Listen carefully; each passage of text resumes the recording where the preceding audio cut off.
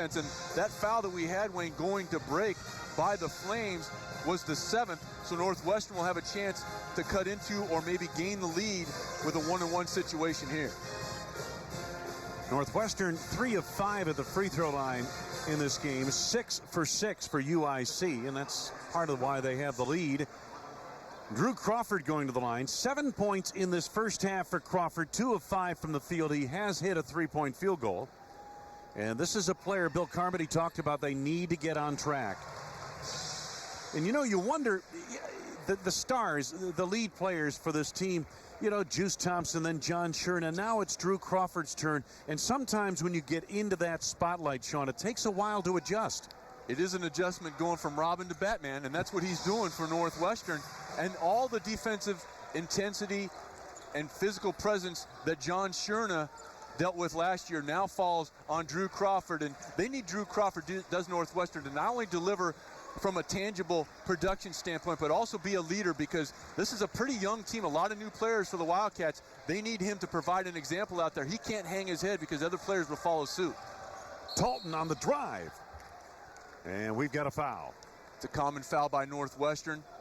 I believe it's only the 5th here of the first half, so UIC will not be in the bonus situation. However, they will have a fresh 35. Mike Turner picks up his first. You're right, 5th on the team. Fresh 35 for UIC. Talton on the inbounds.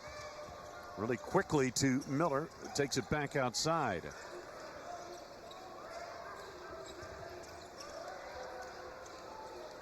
Miller. Crittle on the block. Oh, help from Crawford. Nicely done. Knocked it out of bounds. 21 to go on the shot clock for the Flames. What we've seen is not necessarily a strong, complete double team by Northwestern. We saw a few possessions ago Marco Tullio come by with the rake. There it was Drew Crawford able to get the hand on the ball. Humes off the inbounds. Here's Brown. Talton at the head of the play, midway between the rings. Miller clears to Brown. Crawford takes Abrahamson off the dribble. And the rebound, Crittle, and he tried to knock it off one of the Wildcats, but lost it out of bounds himself. I think it hit him as he was standing out of bounds. And Northwestern dodged one right there. I mean, this is dribble penetration. No one puts a body on Crittle. Now he goes up, watch him right here, goes off Abrahamson, but then it hits Crittle as he was standing out of bounds. 3:02 to go in this first half of play. Been a low-scoring first half, both ways. Sobolewski. Oh, nice post up. Excellent job. Hearn inside from Turner. Wonderful job by Hearn of recognizing the mismatch. That's the difference between a senior and a freshman. Abrahamson didn't realize he had the smaller player Miller on him.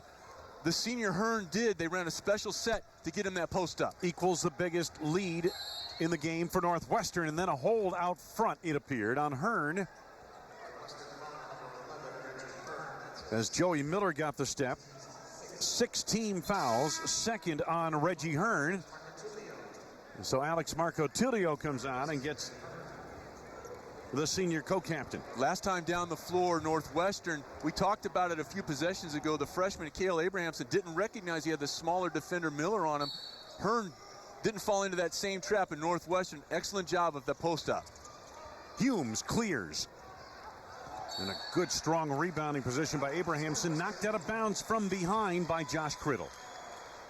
Tell you what, one more time zone, and Crittle could have played of all 4 in the continental U.S. He was in the Pacific with Oregon. He's now in the Central Time Zone. He was in the Eastern with UCF. Yeah. One more in the Mountain. He could have had them all. Good way to see the country. Well, that's what we're all about. We're about educating as well as entertaining, Wayne. On the baseline, shot won't go for Turner, and on the rebound battle, got a foul coming up. Yeah, Swapshire did a good job of getting inside position for Northwestern on that offensive rebound. Then the forearm in the back will allow Northwestern to shoot a 1-and-1 here. Coming up at halftime, we'll take you with the Wildcats. They spent Thanksgiving on the road this year, plus conversation with Northwestern Vice President for Athletics and Recreation, Jim Phillips, and highlights from the first half. It's all coming up at halftime. Swapshire at the free throw line, yet to score in this game. He was a complimentary player down at Louisville. He'll play a much bigger role here, Sean, wouldn't you expect? Absolutely. They'll need him getting to the basket. He came in shooting 91% from the line, and Of course, that leaves 2 potential points on the board for Northwestern, and UIC has a chance now to cut back into that lead, but nice job by Northwestern at cleaning up the glass. Sobolewski, Marco Tullio, jammed for a moment there by Miller, takes him off the dribble. Smart play by Abrahamson, not panicking, kicking the ball back out. Northwestern with plenty of time to execute. They're trying to spread out the Flames defensively here. Sobolewski trying to get baseline on Talton, and Talton with the body picks up the foul. That's his second 8 team fouls on the UIC Flames. And that's a good recognition by Sobolewski of recognizing that the floor on that left side was kind of cleared out for him. And this is where it's such an opportunity with the bonus being in your favor. Swapshire left some points on the board. Now Northwestern has a chance to extend this lead with Sobolewski at the line. Sobel 16 points in that win over Illinois State, but just 1 assist and 4 turnovers. Matter of fact, coming into this game, in his last 2 games, he had just 2 assists and 5 turnovers. Misses on the free throw, and here come the Flames. And Wayne, as you take a look at the missed free throws by Northwestern, let's take a look at the score right now. This has all the earmarks of a low-scoring ball game, and Northwestern leaving some free points on the board. Swapshire saves, but saves to UIC. Good feed inside from Parker to Brown, who converts, and a foul. I think they're going to wave it off, I believe. I don't think they're going to count the basket. They're going to shoot 2. Yep, you're right. And there was a breakdown. You like the hustle by Swapshire, Wayne, but you never save the ball underneath your own basket. He would have been far better served to throw it into the front court over here and maybe allow a teammate to kind of try to track it down. He threw it right to a UIC player, and as a result, the Flames with a chance to score at the line. They called the foul before the pass as Jay Parker makes good on his first. He's a sophomore out of Harvey, Illinois. Here it is. Now watch Swapshire. He would have been far better off, Wayne, throwing that ball all the way into the backcourt. He threw it right toward his own basket to a UIC player, and the Flames have taken advantage when they've had the charity stripe in their favor.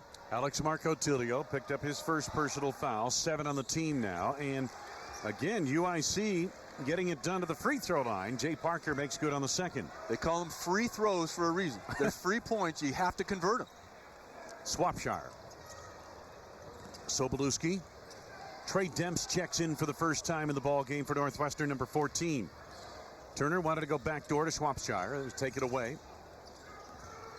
Swapshire in traffic, had it knocked away. Poor spacing by Northwestern. 3 guys in the same area. Crittle came up with it.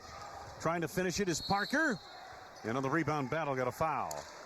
Inside, they're calling it on Mark Brown. His first 9 team fouls on UIC.